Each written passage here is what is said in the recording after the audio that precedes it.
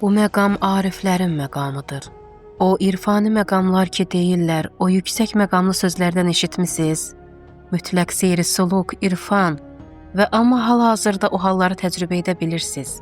Yalnız Hüseynlə. Ey Hüseyn ki məni hamıdan, hər şeydən uzaqlaşdırmağı bacarırsan. İlahi, həblikə mələl inqitai iləykə. İlahi, məni hamıdan uzaqlaşdır və sənə yetişməyimə icazə ver.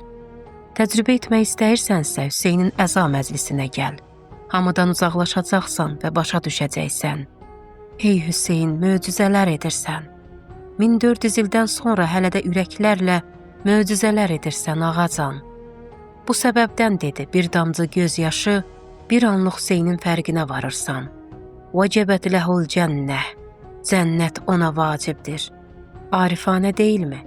Ayətullah Behcət deyirdi.